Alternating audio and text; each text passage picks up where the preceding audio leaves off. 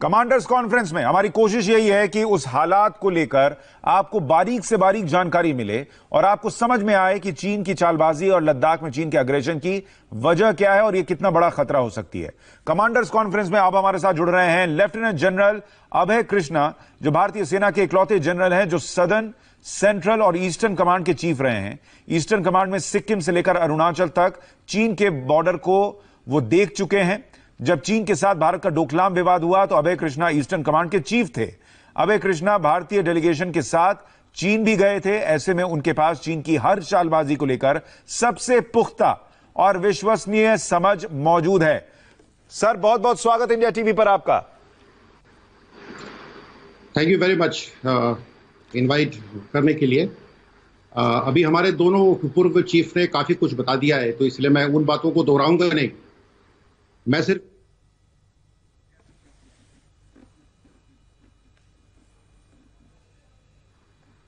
Construction करे जा रही है और वो हमेशा ये रीजन देते हैं कि ये टूरिज्म के लिए कर रहे हैं,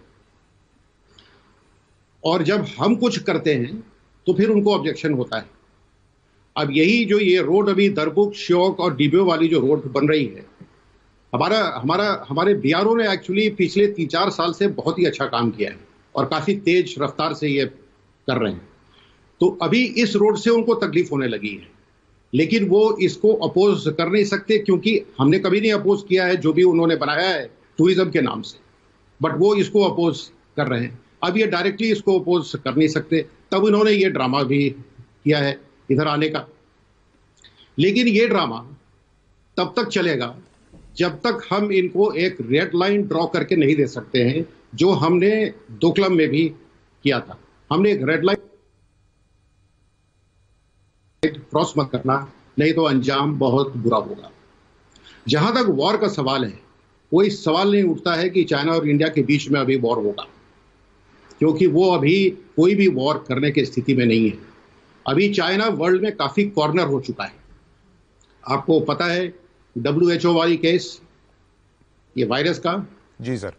फिर हांगकांग में जो उन्होंने करने की कोशिश की है, जो वहां एक नया सिक्योरिटी ला रहे हैं जिससे पूरा हांगकांग को वो खुद मॉनिटर कर सकेंगे, और उसके अगेंस्ट में काफी वहां पर तमाशा बन रहा है। और उसके बाद ये ताइवान, तो ये सब लेकर के चाइना काफी कॉर्नर हो गया है। कई बिजनेसेस वहां से हट रही हैं, निकल रही हैं। तो अभी उनको कुछ करना था तो ये इधर इन्होंने कर दिया है। बट एक चीज जो हम देख नहीं पा रहे हैं, या हमने कभी बोला नहीं है उसके बारे में, कि पिछले 11-12 साल से धीरे धीरे Chinese army PLA western theatre की तरफ बढ़ती जा रही है, दैट इज वेस्टर्न बॉर्डर की तरफ। वो धीरे धीरे उनका एक्सरसाइजेज उधर होता है, फिर कुछ इंफ्रास्ट्रक्चर बनता है, फिर कुछ फौज वहां रुक जाती है। ऐसे ही करते करते करते करते ये लोग काफी वेस्ट में फैल गए। ऐसा क्यों हो रहा है? मेरा ये मानना है, और ये मेरा ये पर्सनल व्यू है, कि गिलगिट बल्तिस्तान इनके लिए बहुत क्रिटिकल है, क्योंकि वहां से सीपेक अंदर जाता है, और जिस दिन ये गिलगिट बल्तिस्तान भारत के हाथ में आ गया तो फिर इनके लिए बहुत बुरा होगा। तो शायद यही सब चीज को लेकर के इन्होंने इनके स्टडी में एक डॉक्ट्रिन है जिसको कहा जाता है वुल्फ वॉरियर डिप्लोमेसी। सुना होगा आपने। तो उसमें ये इस डिप्लोमेसी के थ्रू, इस कॉन्सेप्ट के थ्रू वो देखते हैं कि डिप्लोमेसी के लिए कौन कौन सी लेवरेज इनके हाथ में है। तो शायद यही अभी अपनाने की कोशिश कर रहे हैं, कुछ प्रेशर डालने की कोशिश कर रहे हैं हमारे ऊपर, ताकि हम इनकी कुछ बातों को मान लें। हम ताइवान के इशू पर हम कुछ नहीं बोले, जबकि आपको पता होगा कि हमारे 2 MPs वहां जाकर के ताइवान के प्रेसिडेंट की सेरेमनी को भी अटेंड किया है, जो मुझे यकीन है कि उनको शायद चाइना को नहीं अच्छा लगा होगा। हम हांगकांग के बारे में कुछ नहीं बोले इनको, हम WHO में कुछ नहीं बोले। तो कुछ ये सब चीजें ऐसी हैं जिसकी वजह से शायद ये हमारे ऊपर प्रेशर डालना चाहते हैं। तो सर, जो मैं पूछना और समझना चाह रहा था, उसका जवाब आप यही दे रहे कि अगर 3-4 साल से वहां कंस्ट्रक्शन चल रहा था और चीन को दिक्कत होती तो वो पहले भी ऐसा कर सकता था, अभी कोरोना की लड़ाई के बीच में ऐसा क्यों करेगा? तो उसका जवाब आप ये दे रहे हैं कि WHO को लेकर हम कुछ ना बोलें, कैसे वायरस चीन ने फैलाया इस पर कुछ ना बोलें, ताइवान पर कुछ ना बोलें, इसको हटाने के लिए ये समय चुना गया है। या ये मेरा ख्याल है, बिकॉज इनका एक बहुत बड़ा कॉन्सेप्ट है ये वुल्फ वॉरियर डिप्लोमेसी, जिसके तहत ये कई लिवरेज ये चुनते हैं किसी किसी दूसरे देशों के साथ अपनी बात को रखने के लिए, अपनी बात को मनवाने के लिए। तो इसलिए मैं समझ रहा हूं कि ये शायद टाइम अभी आ गया था इनको ये तमाशा करने का। और दूसरा, जैसा मैंने बोला कि इस साल इस समर में ये रोड तैयार हो जाता डीबीओ तक, तो शायद इसको भी। अबे सर, एक बात और बताइए, आप चूंकि डोकलाम में थे और डोकलाम विवाद जब हुआ तो आपने उसको जब सुलझाया गया तो आप उस टीम का हिस्सा भी थे। डोकलाम और इस विवाद में क्या फर्क आप देखते हैं, और जो वहां का अनुभव है कि चीन को कैसे हैंडल करना है, वो यहां कैसे काम आ सकता है? डोकलाम का विवाद थोड़ा सा अलग था, क्योंकि वहां पर उनको प्रॉब्लम हो रही थी टाई जंक्शन से, कि जो भूटान, इंडिया और बाउंड्री, जो तीनों देशों की जो बाउंड्री थी वो ट्राई जंक्शन पे थी, जो हम इंसिस्ट कर रहे थे, और वो बोलते थे कि नहीं और आगे है बटांगला।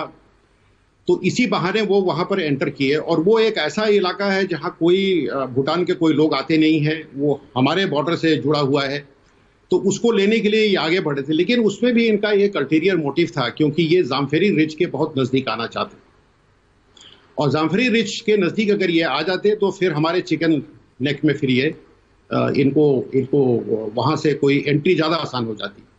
तो इसीलिए हमको वहां पर रोकना पड़ा, और वो रोकने के लिए फिर हम वही जो हमारे शब्द इस्तेमाल किए थे रेड लाइन का, कि हमने एक रेड लाइन ड्रॉ किया कि अब इसके आगे आओगे तो फिर हम कुछ कर बैठेंगे।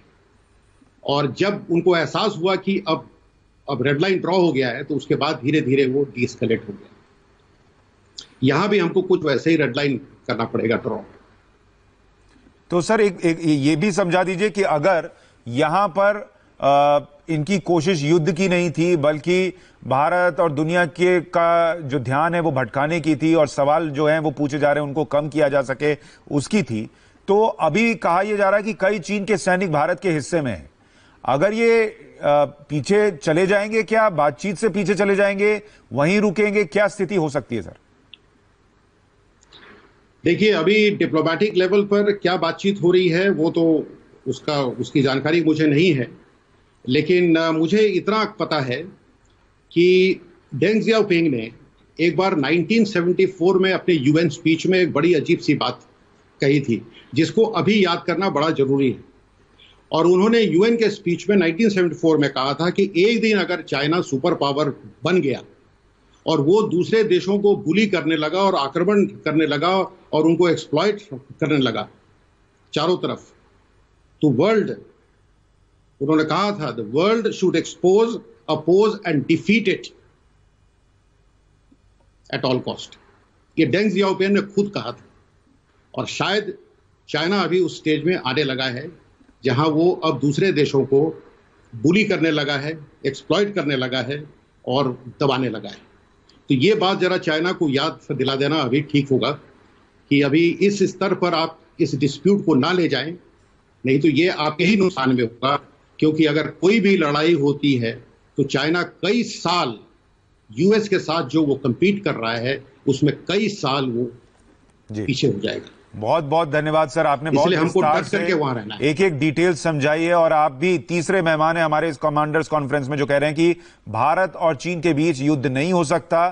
चीन जो है ये एक स्ट्रैटेजी के तहत कर रहा है ताकि सवालों से बच सके, कुछ हिस्सा अगर भारत में का वो जो कंस्ट्रक्शन का काम चल रहा था उसको रोक सके, इस लिहाज से कर रहा है। और भारत भी बड़ी मुस्तैदी से इस चालाकी को समझते हुए वहां पर अपने कदम उठा रहा है। सर बहुत बहुत धन्यवाद हमारे साथ जुड़ने के लिए आपका। Thank you. एक छोटे से ब्रेक लिए रुक रहे हैं, ब्रेक के उस बार कमांडर्स कॉन्फ्रेंस जारी है।